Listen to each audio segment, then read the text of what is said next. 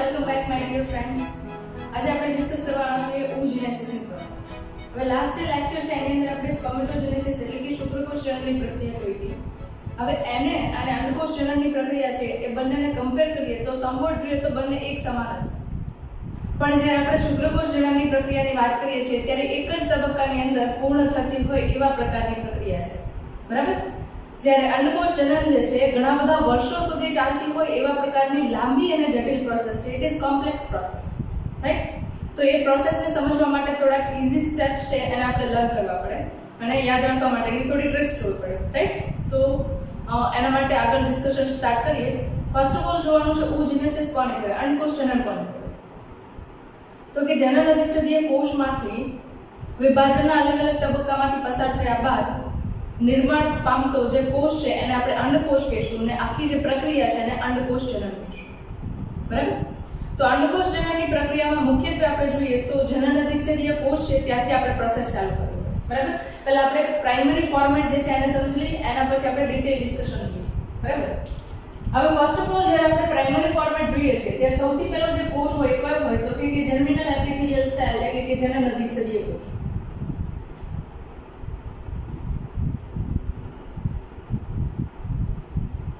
Germinal એપિથેલિયલ cell જનન અધિચ્છદીય કોષ.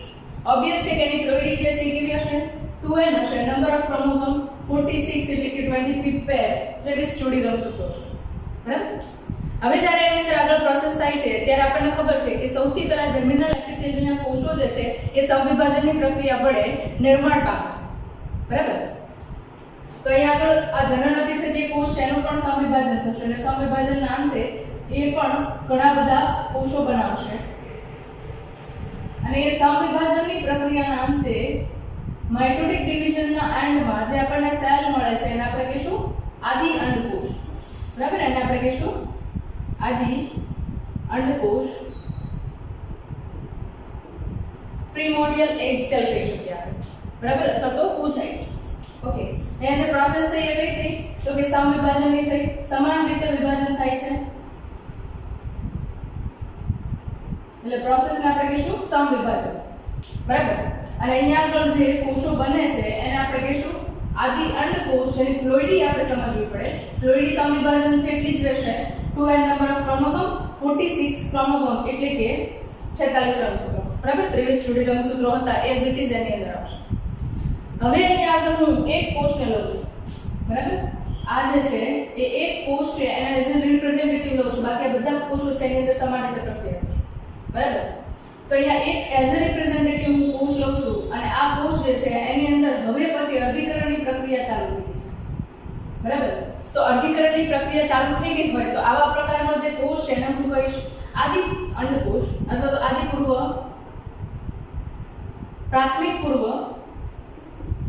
પ્રાથમિક પૂર્વ અંડકોષ.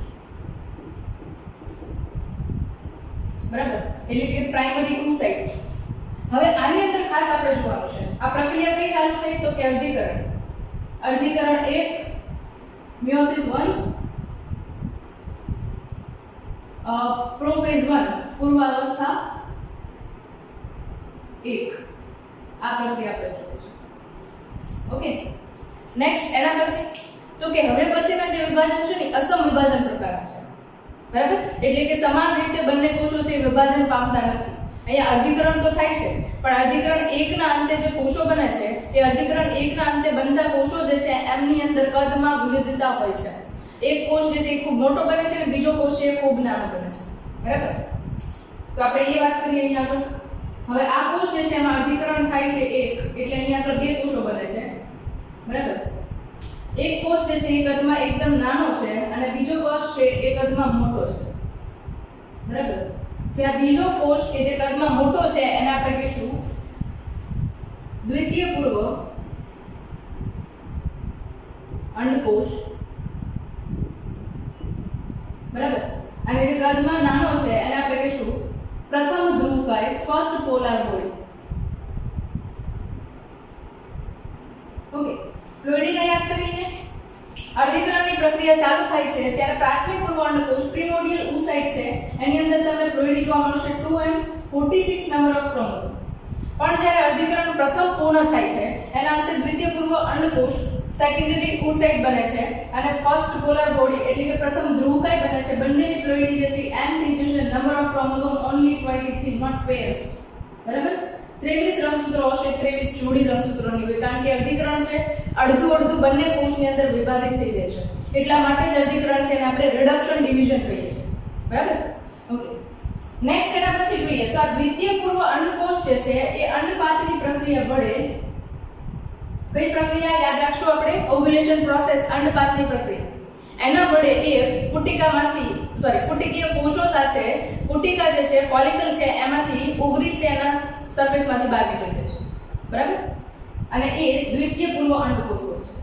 તો અંડપાતની પ્રક્રિયા વડે બહાર નીકળેલો કયો છે તો કે દ્વિતીય પૂર્વ અંડકોષ, જેની ફરતે આપણને પુટિકીય કોષો હાજર જોવા મળશે. બરાબર જે 2-3 સ્તરનું આવરણ બનાવતા હશે. અને આવા પ્રકારે જે રિલીઝ થયેલો અંડકોષ છે કયો છે તો કે દ્વિતીય પૂર્વ સેકન્ડરી oocyte છે એ અહીંયા આગળ આપણી પાસે હાજર છે. આ જે છે એ અંડપાત પછી બહાર નીકળતો હોય એવા પ્રકારનો અંડકોષ કયો છે? દ્વિતીય પૂર્વ અંડકોષ. તમને ક્વેશ્ચન ની અંદર આ પૂછાઈ શકે કે જ્યારે અંડપાતની પ્રક્રિયા બાદ અંડપિંડમાંથી મુક્ત થતો અંડકોષ છે કયો હોય છે? બરાબર તો તમારે આન્સરમાં કહેવાનું દ્વિતીય પૂર્વ અંડકોષ. હવે દ્વિતીય પૂર્વ અંડકોષ છે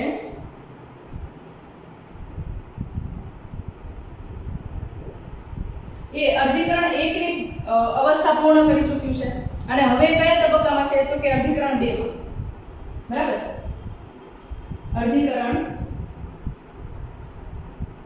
2 અને એની અંદર એ પોતે સ્ટોપ થઈ ગયું છે. હવે અર્ધીકરણ 2 છે એ પૂર્ણ થવા માટે એક શરત છે.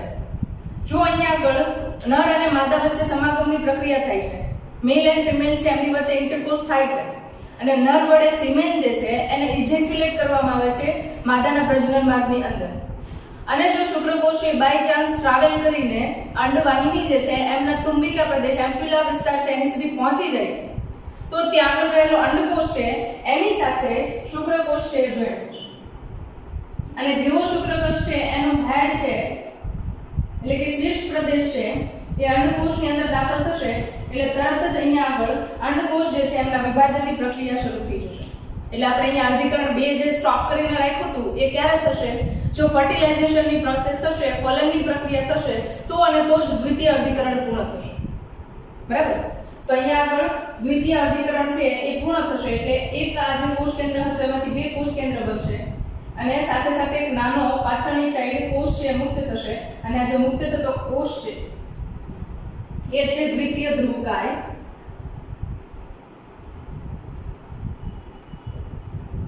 આ પણ અસમ વિભાજન છે.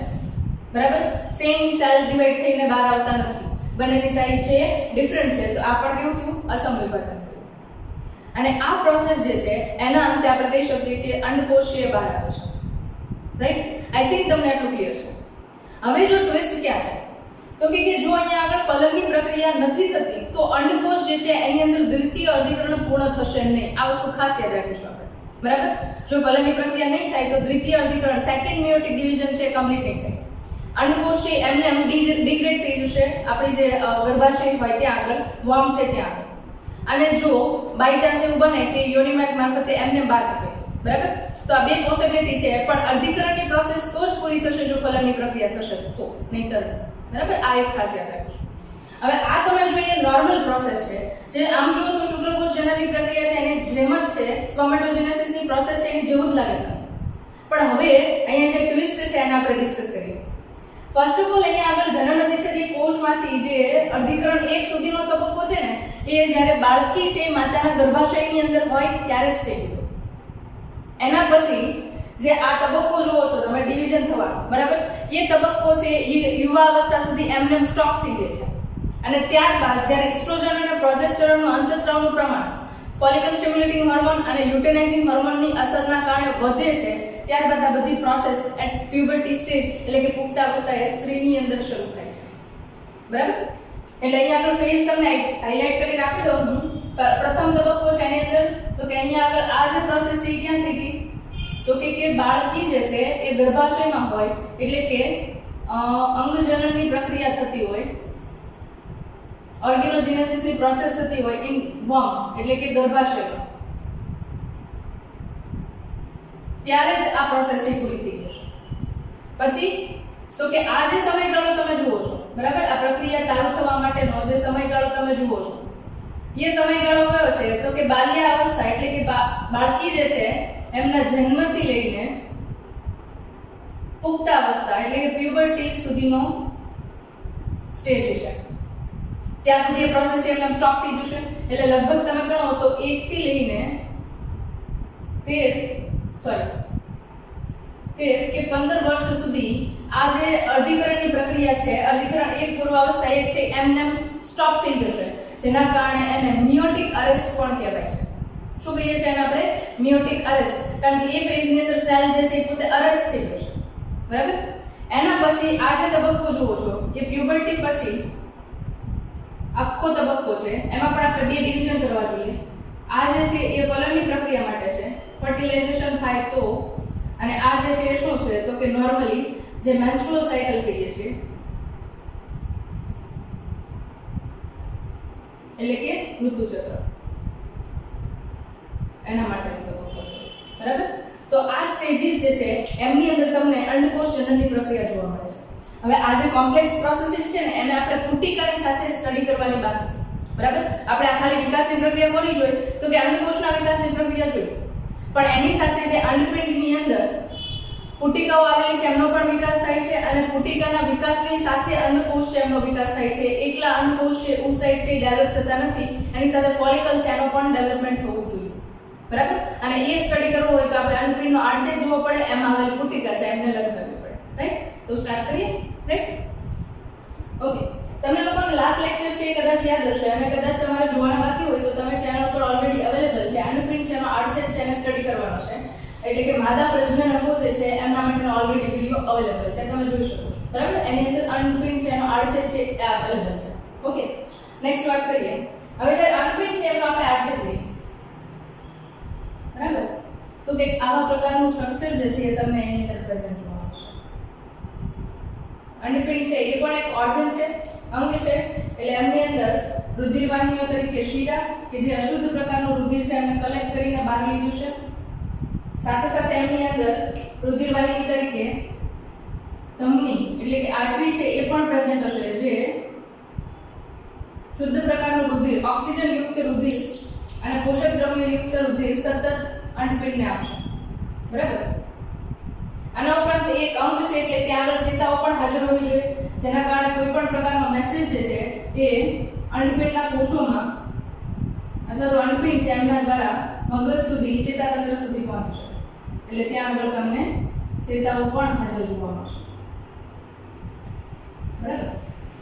ઓકે, અંડપિંડનું સ્ટ્રક્ચર જોઈએ તો એની અંદર આપણે બે ડિવિઝન કરીએ છીએ. એક જે છે એને આપણે આધારક વિસ્તાર કહીએ છીએ, એટલે કે સ્ટ્રોમા એટલે કે મેટ્રિક્સ, બરાબર.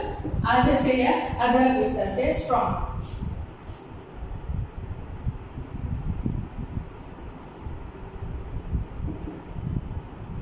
એટલે કે મેટ્રિક્સ.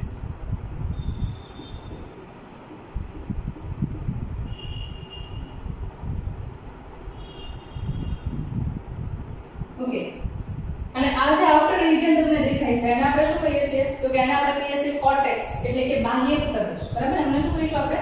કોર્ટેક્સ, બાહ્યક વિસ્તાર.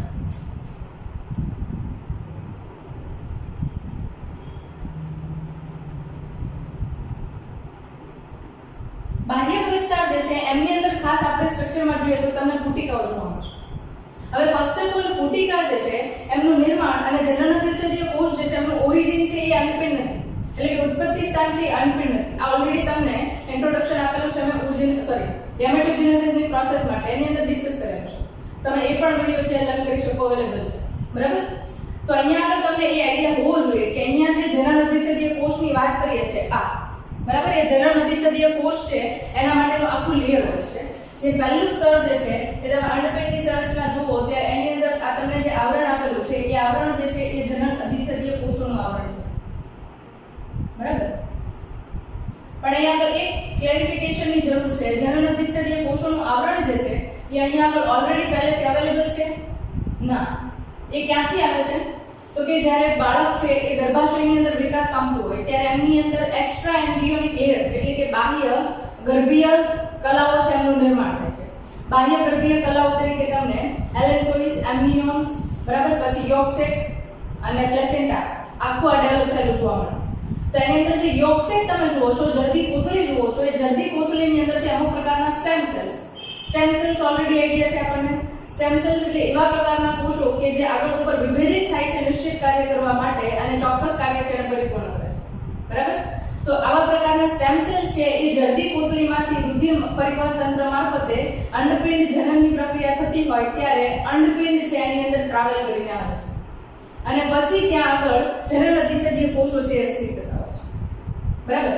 હજી પણ આપણે ક્યાંની વાત કરીએ છીએ? તો કે બાળકી જે છે એ માતાના ગર્ભાશયની અંદર છે ત્યારની જ વાત કરીએ છીએ. બરાબર? તો આ પ્રોસેસ એકવાર થઈ.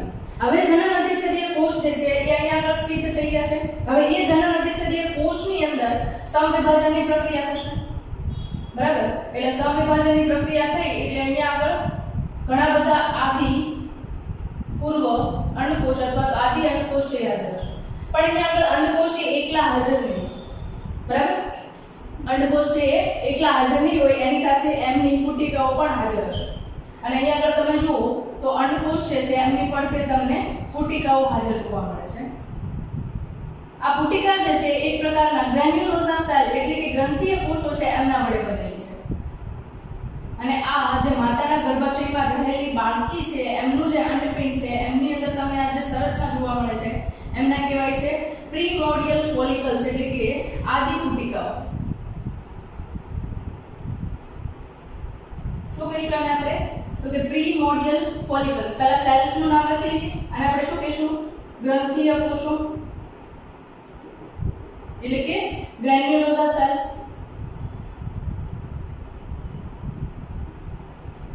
બરાબર? એની સાથે અંદરની બાજુએ જે અંડકોષ છે એ કયો છે? તો કે અંડકોષ જે છે એને આપણે નામ આપીએ છીએ આદિ અંડકોષ, પ્રીમોર્ડિયલ ઓસાઇટ, આદિ પૂર્વ પણ કહીશું, આદિ પૂર્વ અંડકોષ.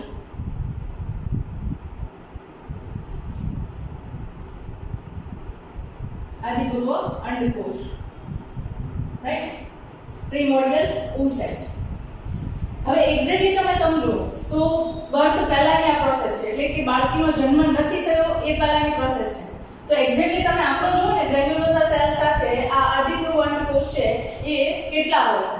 તો કે આ જે આખી સંરચના બની શું કીધું આપણે? તો કે આખી સંરચના જે છે એને આપણે કહીએ છીએ આપણે પ્રીમોર્ડિયલ ફોલિકલ. પ્રીમોર્ડિયલ ફોલિકલ્સ. બરાબર?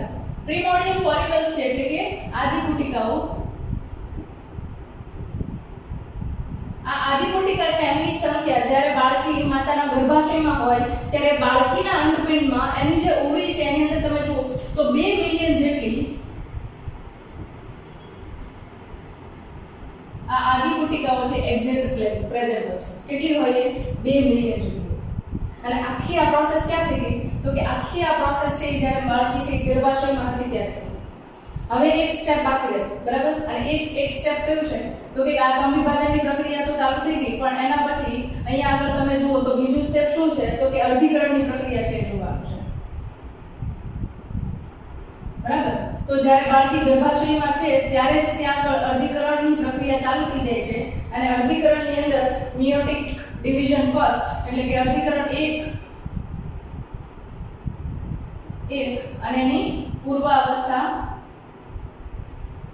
1 આ જે છે એની અંદર અંડકોષ છે ઓલરેડી પ્રવેશી ચૂક્યો છે. એટલે અહીંયા આગળ તમે જુઓ તો હવે જે અંડકોષ તમને દેખાય છે એને તમે કહેશો પ્રાથમિક પૂર્વ અંડકોષ. કારણ કે ઓલરેડી પૂર્વાવસ્થા પ્રોફેઝ ની અંદર પ્રવેશી ચૂક્યા છે એટલે એ કોષો છે એની અંદર થોડા ઘણા ચેન્જીસ આવી ગયા છે. બરાબર? અને એ ચેન્જીસ ના થોડી આ કોષો જે છે એને હવે આપણે આદિપૂર્વ અંડકોષ નહીં કહીએ પણ એને શું કહીશું આપણે? તો કે એને આપણે કહીશું પ્રાથમિક પૂર્વ અંડકોષ અને એની ઉપર ગ્રેન્યુલોઝા લેયર છે ગ્રંથીય કોષોનું આવરણ છે જેને આપણે નામ આપીશું પ્રાથમિક પુટિકાઓ. પ્રાથમિક પૂર્વ અંડકોષ અને એની સાથે પ્રાથમિક પુટિકાઓ એટલે primary follicles and primary oocyte જે છે એ તમને પ્રાથમિક પુટિકામાં જોવા મળશે, બરાબર. એટલે આને આપણે નામ શું આપશું? પ્રાથમિક પુટિકાઓ, પ્રાઇમરી ફોલિકલ્સ. અને એની સાથે જે અંડકોષ છે એને શું નામ આપશું આપણે? તો કે એને આપણે નામ આપીશું પ્રાથમિક પૂર્વ અંડકોષ, primary oocyte. Is it clear to all? Right?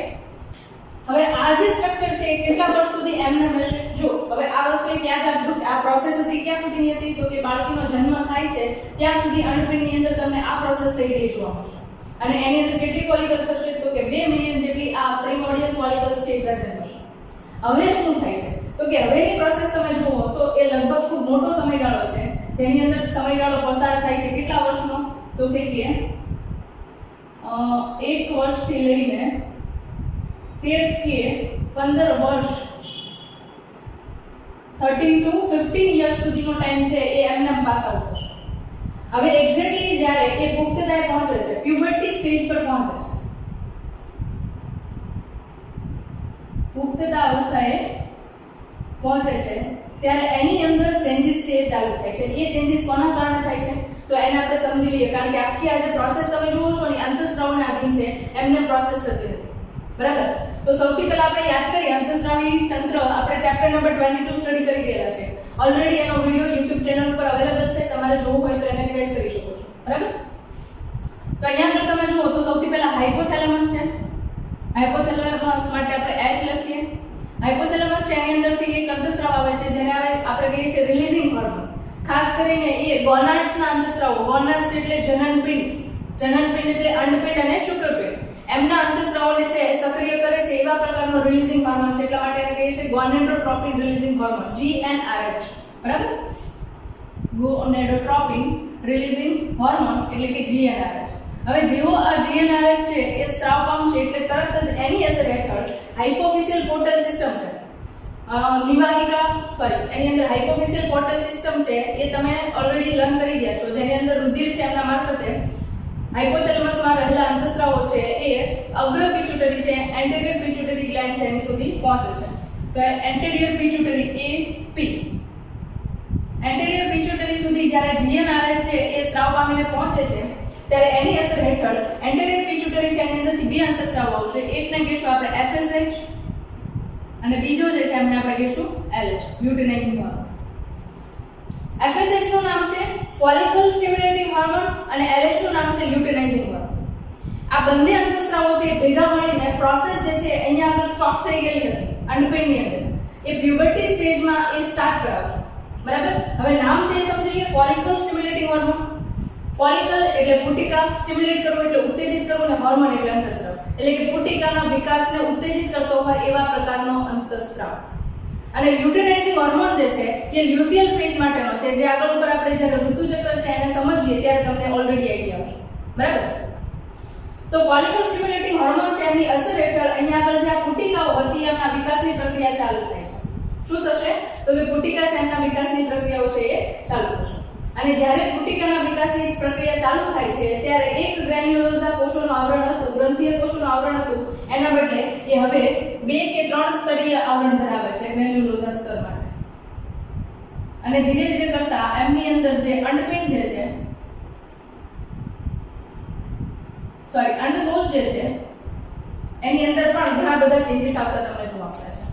અને આ જે પુટિકા છે કે જે ફોલિકલ સ્ટિમ્યુલેટિંગ હોર્મોન છે એમની અસરના કારણે ઉત્પન્ન થવાનું ચાલુ થાય છે, બરાબર. અને વિકાસની પ્રક્રિયા આગળ વધે છે એને આપણે કહીએ છીએ દ્વિતીય પુટિકા, સેકન્ડરી ફોલિકલ.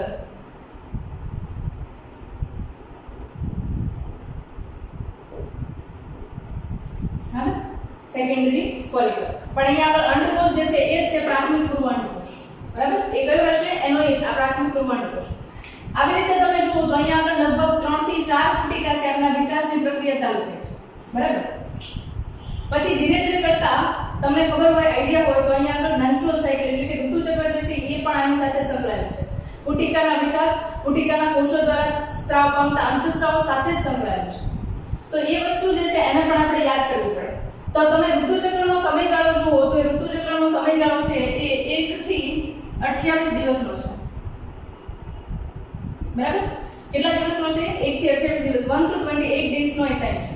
એની અંદર બે પાર્ટ લેવા જોઈએ. એક છે કે 14 ડે ગેપ આવશે. બરાબર?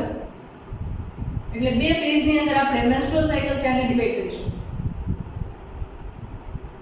બરાબર? પહેલો તબક્કો જે છે એ પુટિકાના વિકાસનો તબક્કો છે. બરાબર? કે જેની અંદર પુટિકા છે એનો સતત વિકાસ થશે.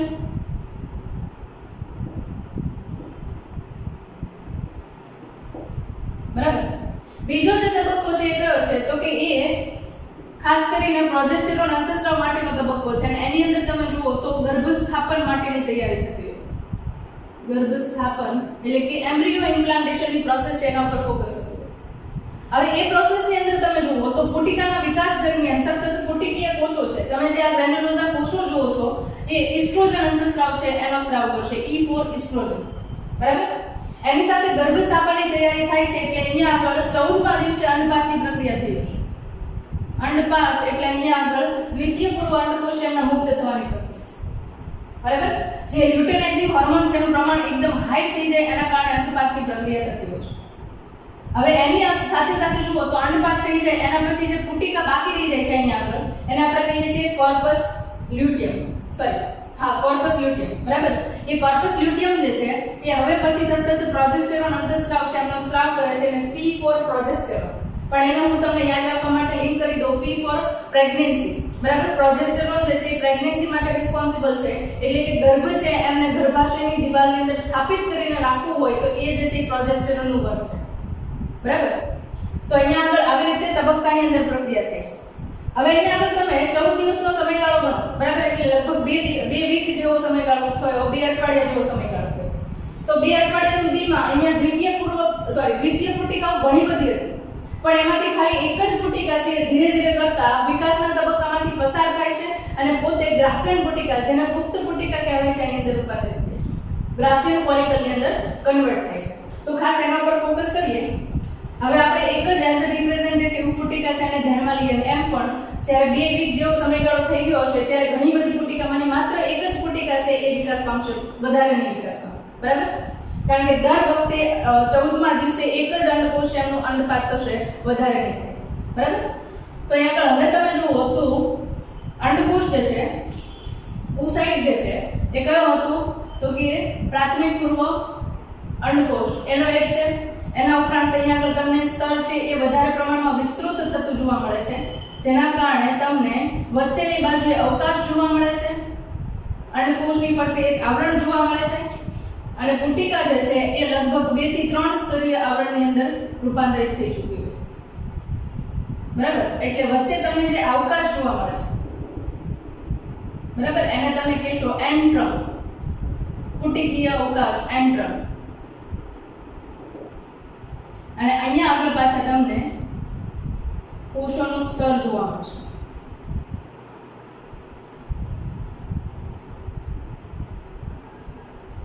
અને આ કોષો જે છે એમાં હવે ગ્રેન્યુલોઝા સેલ એકલા નથી, એની સાથે ટ્યુનિકા મીડિયા, ટ્યુનિકા ઇન્ટર્ના અને ટ્યુનિકા એક્સટર્ના જે છે એમના સ્તરો પણ જોડાઈ ચૂક્યા છે. બરાબર? અને આ પુટિકા છે કઈ પુટિકા થઈ? ટર્શરી ફોલિકલ એટલે કે તૃતીય પુટિકા. ટર્શરી ફોલિકલ તૃતીય પુટિકા છે એનું નિર્માણ થયું. અને એની અંદર જે અંડકોષ છે કયો છે હજી? તો કે અંડકોષ જે છે એ પ્રાથમિક પૂર્વ અંડકોષ. સેમ અંડકોષ છે તમને આની અંદર પણ હશે, દ્વિતીય પુટિકા છે. હવે શું થાય છે? તો કે હવે તૃતીય પુટિકા છે એની અંદર રહેલો અંડકોષ છે પોતાના કદની અંદર વધારો કરે છે. તમને જસ્ટ યાદ હોય તો યાદ કરાવું. અંડકોષ કોષ વિભાજનની પ્રક્રિયા છે, સેલ ડિવિઝનની પ્રોસેસ છે, એની અંદર આંતરાવસ્થા આવે. આંતરાવસ્થાની અંદર G0, G1 gap 1 phase, S phase એટલે કે સિન્થેસિસ ફેઝ, G2 ફેઝ અને એના પછી M ફેઝ આવે. તો અહીંયા આગળ જ્યારે અર્ધીકરણની પ્રક્રિયામાં ફરીથી એન્ટર થાય છે ત્યારે કોષ જે છે એમની અંદર તમને DNA ના સ્વયંજનનની પ્રક્રિયા જોવા મળે છે. બરાબર? અને એના કારણે કોષ જે છે અંડકોષ છે એના કદની અંદર વધારો જોવા મળે છે. આના ઉપરાંત તમે અંડકોષ છે એમનો કોષરસ જુઓ. એટલે કે સાયટોપ્લાઝમ જુઓ તો એ સાયટોપ્લાઝમ જે છે એની અંદર પણ ઘણા બધા દ્રવ્યની જમાવટ જોવા મળે છે, જેના કારણે અંડકોષ છે એનું કદ વધે છે. બરાબર, અંડકોષ છે એનું કદ વધે છે. એટલે કે હવે પછી એ અર્ધીકરણ 1 ની પૂર્વાવસ્થા 1 ની અંદરથી પસાર થઈને બે અંડકોષો દ્વિતીય પૂર્વ અંડકોષ અને પ્રથમ ધ્રુવકાય બનાવવા માટે સક્ષમ છે.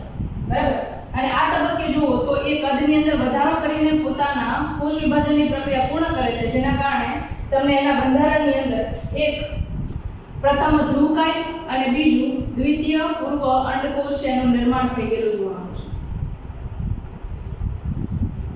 અને આ બંધારણ ધરાવતી જે પુટિકીય તબક્કો છે, જે પુટિકા છે, એને આપણે કહીએ છીએ ગ્રાફિયન ફોલિકલ, પુખ્ત પુટિકા, કે જે હવે અંડપાતની પ્રક્રિયા કરવા માટે સક્ષમ છે, ઓવ્યુલેશનની પ્રોસેસ કરવા માટે સક્ષમ છે.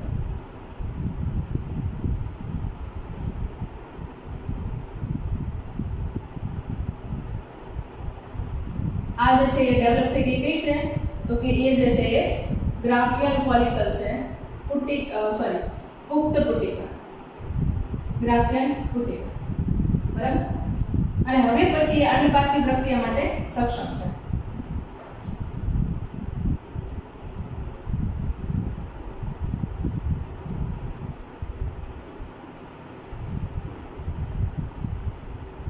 ગ્રાફિયન પુટિકા. ઓકે, અને એની અંદર જે અંડકોષ છે એને ખાસ યાદ રાખશું આપણે, secondary oocyte with one polar body,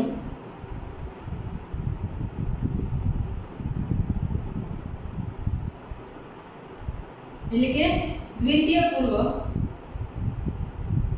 અંડકોષ, અને એની સાથે શું છે તો કે એક ધ્રુવકાય છે, પ્રથમ ધ્રુવકાય, એટલે કે ફર્સ્ટ પોલાર બોડી. બરાબર, આ તમને સંરચનાની અંદર જોવા મળશે, જે ગ્રાફિયન પુટિકા છે એની સંરચના. જ્યારે આપણે ગ્રાફિયન પુટિકા છે એનાથી વાકેફ છીએ, કેવી રીતે એનું નિર્માણ થયું છે, ત્યારે થોડીક એમની સંરચના છે એના માટે પણ વાત કરીએ. બરાબર, ગ્રાફિયન પુટિકા જુઓ તો એમની અંદર તમને અલગ અલગ પ્રકારના સ્તરના આવરણ જોવા મળે છે, અલગ અલગ પ્રકારના કોષો જે છે એમના આવરણ મળે છે. તો એ કોષો જે છે એમના ચોક્કસ નામ છે, જેને આઈ થિંક આપણે જોઈ લેવા જોઈએ. સૌથી બહારનું જે આવરણ છે એને કહીશું આપણે થીકા એક્સટર્નલ. એક્સટર્નલ એટલે કે સૌથી બહારનું જે ગ્રેન્યુલોઝા સેલ અથવા તો પુટિકીય કોષો છે એનું આવરણ છે એને આપણે કહીશું થીકા એક્સટર્નલ. એના પછી તો તમે અહીંયા આગળ બીજું સ્તર જુઓ છો, એને કહીશું તમે થીકા ઇન્ટરનલ. ઇન્ટરનલ એટલે અંદરનું. એના પછી હજી પણ ત્રીજું તમે આવરણ જુઓ છો, અને એ આવરણ જે છે એને આપણે કહીશું ગ્રેન્યુલોઝા સેલ લેયર, એટલે કે ગ્રંથીય કોષોનું આવરણ. એના પછી તમે જ્યારે જોવો છો તો તમને ફ્લુઇડ ફિલ કેવિટી મળે છે, જેને લિક્વિડ ફોલિક્યુલી કહેવામાં આવે છે. અહીંયા આગળ તમને અવકાશ મળે છે, જેને આપણે એન્ટ્રમ કહીએ છીએ. એની અંદર જે પ્રવાહી છે એને કહીએ છીએ લિક્વિડ ફોલિક્યુલ. નામ યાદ રહે તો રાખી શકો છો, નહીંતર કોઈ રિક્વાયરમેન્ટ નથી. બરાબર, આ એન્ટ્રમ છે એને ખાસ યાદ રાખીશું આપણે. ફ્લુઇડ ફિલ કેવિટી, જેની અંદર પ્રવાહી છે એનું નામ શું આપીએ છીએ આપણે તો કે લિક્વિડ ફોલિક્યુલ. બરાબર, હવે લિક્વિડ ફોલિક્યુલ છે ને એની ચોક્કસ લાક્ષણિકતા છે. તમે અહીંયા જોવો છો કે આ ગ્રંથીય કોષો આવેલા છે. એ ગ્રંથીય કોષો છે ને કાર્યની દ્રષ્ટિએ અંતઃસ્રાવી પ્રકારના છે, એન્ડોક્રાઇન ફંક્શન ધરાવે છે. તો જ્યારે એન્ડોક્રાઇન ફંક્શન ધરાવે છે ત્યારે વિકાસ પામતી પુટિકા છે એમની અંદરથી પુટિકીય કોષો છે, ગ્રંથીય કોષો છે, સતત ઇસ્ટ્રોજન અંતઃસ્રાવ છે એનો સ્ત્રાવ કરે છે. બરાબર, શું કરે છે એ ઇસ્ટ્રોજન અંતઃસ્રાવનો સ્ત્રાવ કરે છે, જે સતત તમને આ એરિયા એન્ટ્રમની અંદર જોવા મળશે. બરાબર, જે વિસ્કસ ફ્લુઇડ છે એના પછી અંડકોષ છે, તો એની અંદર તમે આવરણ જુઓ તો એની અંદર પણ 2 થી 3 પ્રકારના આવરણ મળશે તમને.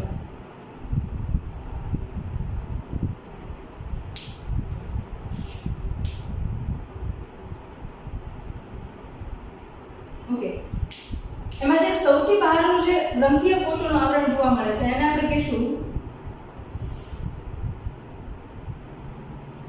ઝોના રેડિયેટા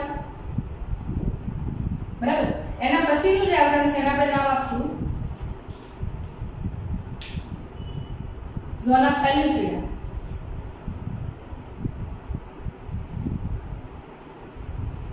બરાબર.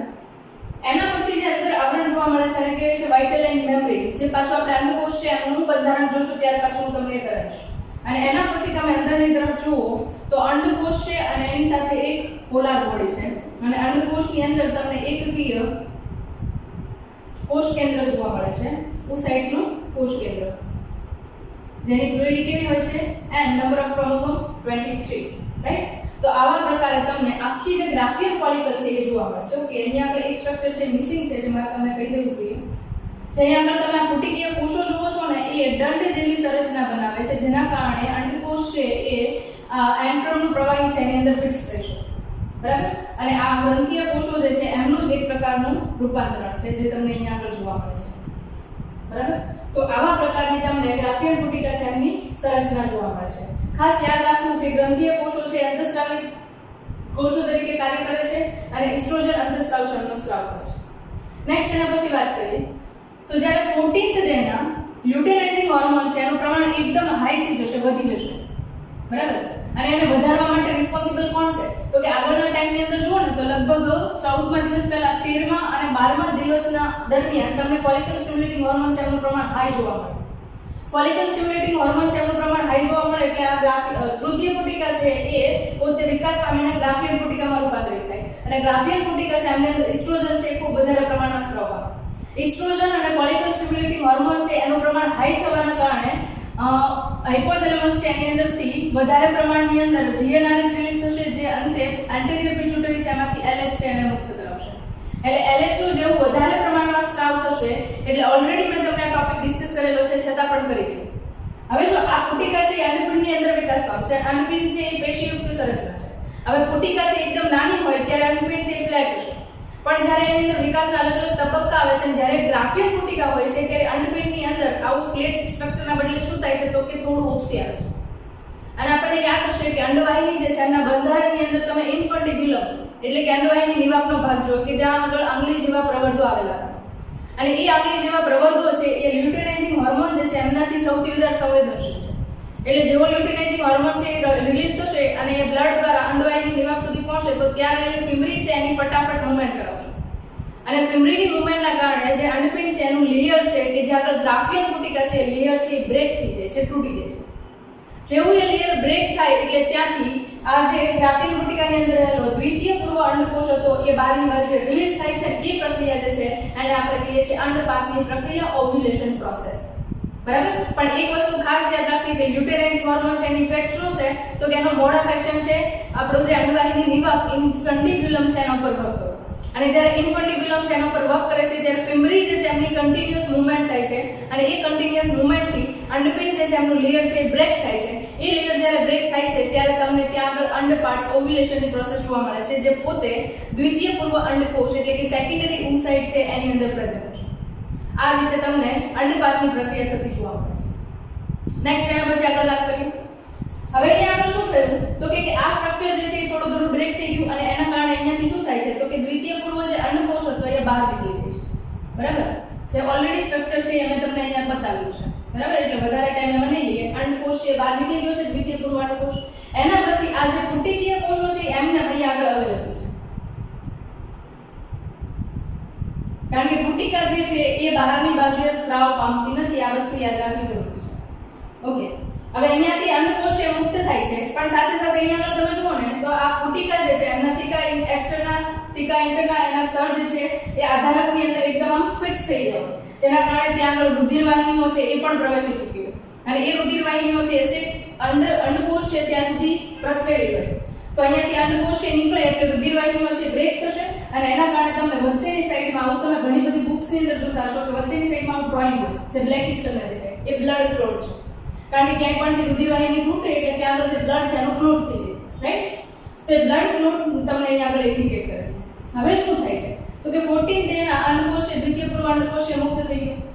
એની અંદર ફર્ટિલાઇઝેશનની પ્રોસેસ થવાની છે, ફલનની પ્રક્રિયા થવાની છે. તો તુંબિકા વિસ્તાર છે, એમ્પ્યુલા પ્રદેશ છે અથવા ઇસ્થમસનો પાર્ટ છે ત્યાં સુધીમાં ફલનની પ્રક્રિયા થઈ જશે અને એ દરમિયાન અહીંયા આગળ જે આ વધેલા પુટીકીય કોષો છે એમને આપણે કહીએ છીએ કોર્પસ લ્યુટિયમ. શું કહીશું આને આપણે? Corpus luteum.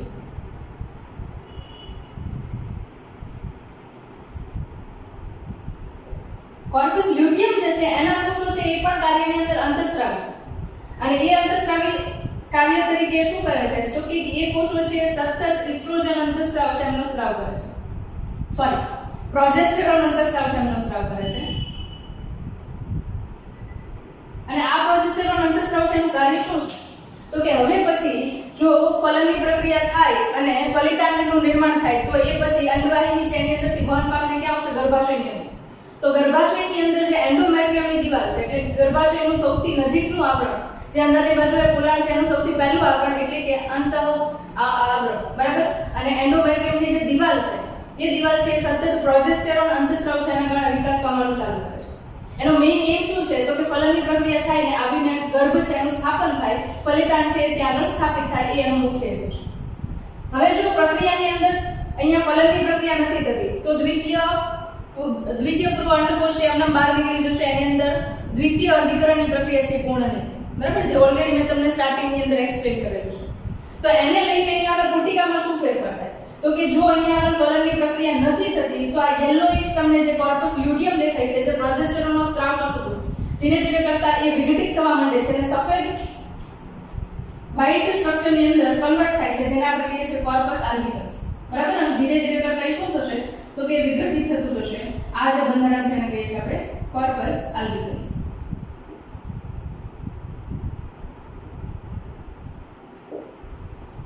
બરાબર. તો આ બંધારણ છે એ વ્હાઇટિશ કમ્પોઝિશન છે જે ધીરે ધીરે કરતા ડીજનરેટ થઈ જશે અને આ રીતે તમને આખી જે પ્રોસેસ છે એ અંડકોષ જનનની જોવા મળે છે. છતાં પણ જો આને રિલેટેડ હવે જો મેં મારા લેવલથી અને પોઈન્ટ ઓફ વ્યૂથી તમને એક્સપ્લેન કરવાની ટ્રાય કરી છે, છતાં પણ આને રિલેટેડ કોઈ પોઈન્ટ હોય ટોપિક હોયથી તમને ક્લિયર નથી થયો તો તમે કમેન્ટ્સ બોક્સમાં કમેન્ટ કરી શકો છો. ટ્રાય કરીશ કે તમારા કમેન્ટ્સના આન્સર આપો. એ પહેલા પણ એક વસ્તુ મારે તમને કહેવી છે કે આની અંદર ક્વેશ્ચન છે MCQ છે એ તમને પૂછાય ત્યારે બહુ ટ્વિસ્ટ થઈ શકે અને એના માટે આખો લેક્ચર જે છે એ તમારા માઇન્ડની અંદર એકદમ ક્લિયર હોવું જોઈએ અને ડીપ રીડિંગ હોવું જોઈએ, બરાબર. તો આ ટોપિક છે તમારાથી ક્લિયર થશે અને આગળ તમે બાયોલોજી ફિલ્ડની અંદર સ્ટડી કરવાના હોય એનિમલ્સને લઈને કે હ્યુમનને લઈને તો આ ટોપિક અત્યારે ક્લિયર થઈ જાય એ મચ બેટર છે, બરાબર. તો ખાસ કરીને MCQ કહી દઉં તમને તો MCQ જે છે એની અંદર તમે જુઓ તો અહીંયા આગળ પહેલા જનન અધિચ્છદીય કોષોની પ્લોઇડી જે છે ત્યાંથી ક્વેશ્ચન થઈ શકે. જનન અધિચ્છદીય કોષ એની પ્લોઇડી શું હોઈ શકે? અર્ધીકરણ પહેલા જે અહીંયા આગળ આદિ અંડકોષ છે એની પ્લોઇડી શું હોઈ શકે? પછી એના પછી તમને પ્રાથમિક પૂર્વ અંડકોષની પ્લોઇડી, દ્વિતીય પૂર્વ અંડકોષ અને છેલ્લે અંડકોષની પ્લોઇડી. બીજી વસ્તુ આ વિભાજન જે તમને જોવા મળે છે અર્ધીકરણ 1 ની પ્રક્રિયા પૂરી થાય છે ત્યારે પ્રથમ ધ્રુવકાય ફર્સ્ટ પોલર બોડી નિર્માણ પામે છે. એ કેવી રીતે બને છે એ પ્રોસેસ તમને પૂછે છે. અથવા તો એવું કે વિભાજન કેવા પ્રકારનું છે તો તમને યાદ હોવું જોઈએ એ સમાન પ્રકારનું નથી, અસમાન પ્રકારનું વિભાજન છે. એને લઈને પછી તમને એ પણ મેજર ક્વેશ્ચન પૂછાઈ શકે એવા પોસિબિલિટી ચાન્સ છે કે આ જે તબક્કો છે એટલે કે 1 થી લઈને 14 દિવસનો સમયગાળો છે એની અંદર કયા અંતઃસ્રાવનો સ્રાવ થાય તો કે ઇસ્ટ્રોજન, બરાબર. અને એના પછીનો જે તબક્કો છે એના વડે કોનો સ્રાવ થાય તો કે પ્રોજેસ્ટેરોન. એટલે પુટિકી જે છે એની અંદર અંડપાતની પ્રક્રિયા પછી કયો અંતઃસ્રાવ થાય તો કે પ્રોજેસ્ટેરોન અને પહેલા તો કે ઇસ્ટ્રોજન, બરાબર. પછી પુટિકા જે છે એને લઈને પણ તમને ક્વેશ્ચન પૂછાઈ શકે. એન્ટ્રોન શું છે એને લઈને પણ ક્વેશ્ચન પૂછાઈ શકે. તો ઘણા બધા MCQ છે એની અંદરથી આવી શકે, બરાબર. હવે અહીંયા આપણે મારો લેક્ચર છે કમ્પ્લીટ થાય છે. તમને આને રિલેટેડ કોઈ પણ ડાઉટ હોય તો તમે કમેન્ટ્સ બોક્સમાં કમેન્ટ કરી શકો છો. હું તમને કમેન્ટ્સના આન્સર આપીશ. If you like content of video and your understanding is must be cleared by video, then please subscribe to YouTube channel Blooming Biology and of course share with your besties and friends. Okay, thank you.